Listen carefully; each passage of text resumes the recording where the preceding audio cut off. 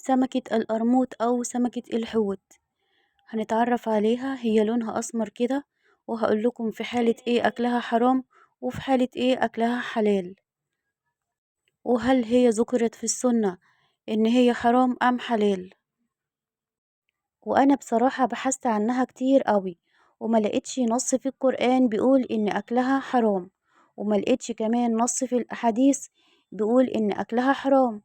أنا بس كل اللي سمعته من الشيوخ العلماء الكبار إن هما بيقولوا إن السمكة دي بتاكل الحاجات الكويسة وبتاكل كمان الحاجات اللي هي مش كويسة. فلو انتي واثقة في البياع اللي هو بيبيع السمك إن هو هيشتريها لك من صياد كويس مصطادها من مياه نضيفة، تمام، خديها وتوكلي على الله واطبخيها وكليها ومفيش حرمانية خالص. لكن لو انتي مش واثقة من البياع دوت وحاسة ان السمكة دي كانت عايشة في مكان مش نضيف، مية مش نضيفة يعني، فبلاش تجيبيها. تمام.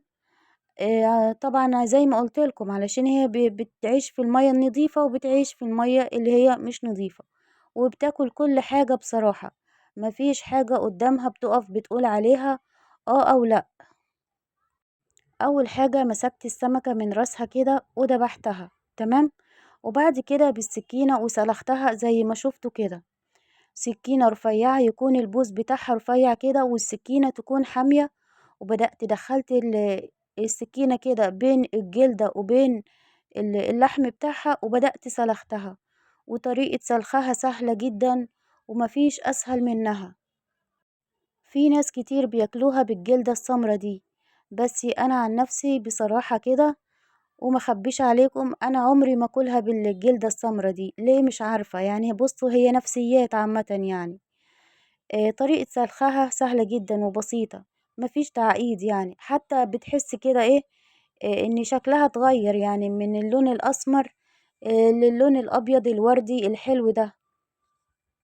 عندنا في القرآن الكريم في آية بتقول ايه: بسم الله الرحمن الرحيم، وحرم عليكم الميتة والدم ولحم الخنزير. أنا كتبت الآية دي على الشاشة في الأول علشان أتكلم عنها شوية. بالنسبة للمواشي اللي في الشارع، أيا كان الأغنام أو البقر أو كده أو الجاموس اللي بياكلوا من الزبالة، دول حرام أكلهم لو هما بياكلوا من الزبالة، تمام، إلا إذا اشترينا منهم حاجة وقعدناها عندنا 40 يوم وأكلناها من الأكل بتاعنا. يعني معنى الآية إن ربنا كرم الإنسان وعززه قوي ومنعه إن هو ياكل أكل مش نضيف، ولا حتى الحاجة اللي هو هياكلها تكون واكلة من الزبالة. سبحان الله، ما أعظمك يا ربي. وفي القرآن الكريم ربنا حرم علينا أكل الخنزير لأن الخنزير بياكل من الزبالة. وكان في عالم ألماني كده بيسأل مسلم بيقوله: انتوا ليه عندكم في الإسلام محرمين أكل الخنزير وما بتاكلوهوش خالص؟ قاله: علشان الخنزير بياكل من الزبالة. قاله: طيب ناخد الخنزير ونحجزه ونأكله بطاطس بس، وفي الحالة دي انتوا كده أكيد هتاكلوه يعني. فأخد الخنزير واحتجزه وأكله بطاطس بس، واداله كمية بطاطس كتيرة قوي. وفعلا الخنزير أكل بطاطس وأكل لما شبع كمان، ولما جه يتبول أكل البول بتاعه وأكل البراز بتاعته كمان، رغم إن هو قدامه كمية كبيرة قوي من البطاطس، لكن أكل كل حاجة، أكل البطاطس وأكل البول بتاعه وأكل البراز بتاعته كمان. فسبحان الله. ما اقصدش اقرفكم والله، انا اقصد اقول لكم ان ربنا عزز الانسان قوي وكرمه قوي. وكمان عايزة اقول لكم ان السمكة دي بالذات لو هتاكلوها لازم تكونوا واثقين كل الثقة ان هي جاية من مية نظيفة واكلة اكل كويس. وبدأت اول حاجة دبحتها وسلختها، وبعد كده عصرت عليها ملح وليمون ونقعتها 5 دقايق، وبعد كده شطفتها بالمية. ويلا بينا نعمل الدقة. معايا توم وفلفل كزبرة وزعتر، ومعايا كمان روزماري وكمون ورشة من السبع بهارات ومعلقة من الملح ومعلقة من الكزبرة وعصرة ليمون كتيرة قوي. يعني بصراحة كل الأسماك بتحب الليمون، أيا كان أسماك، رنجة، مقلي، مشوي، طواجن، ما شاء الله يعني الأسماك بتعشق الليمون.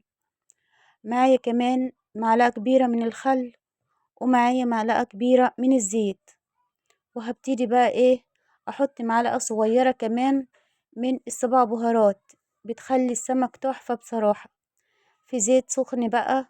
وهبتدي اقلي، بس هنبهر الدقيق الاول. هنحط رشة بسيطة من الملح وكمان رشة من الكمون ورشة من السبع بهارات. حطيت 3 معالق من الدقيق و3 معالق من النشا. لازم تحطي نشا علشان السمك ما يشربش الزيت. وهنا هنسمي الله ونبتدي نقلي في زيت سخن بس على درجة حرارة متوسطة. لازم تقلي في زيت سخن علشان السمكة ما تتحرقش، وكمان علشان السمك ما يشربش زيت كتير. ولازم تحطي نشا بأكد عليكي علشان السمك ما يشربش الزيت.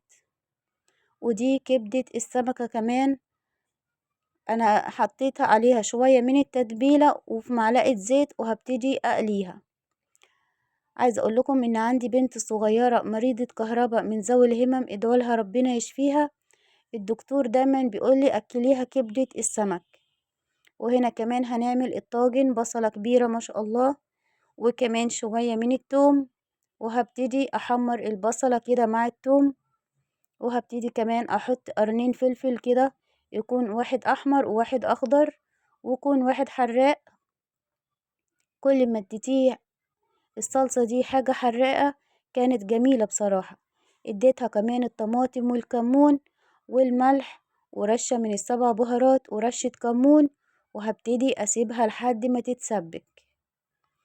واول ما تتسبك هبتدي احط فيها الراس اللي هي راس الحوت بعد ما قلتها. طبعا انا كنت متبلاها هي كمان وكنت غسلها كويس جدا، وهحط كمان شوية من السمك المقلي وهبتدي اخليها تغلي على البوتاجاز لمدة 10 دقايق كده، وبعد كده هكون مولعة الفرن وهدخلها تاخد كمان ربع ساعة في الفرن. بيبقى طعمها حلو خالص وريحتها جميلة. يبقى انا كده عندي المقلي وكمان عندي الصينية والكبدة كمان حضرتها. حطولي لايك للفيديو واشتركوا في القناة. وعملت جنبيها رز طبعا وطحينة وسلطة.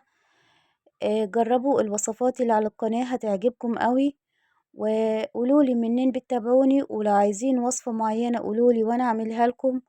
ويا رب اكون عند حسن ظنكم، وما تنسوش طبق السلطة، ومع الف سلامة.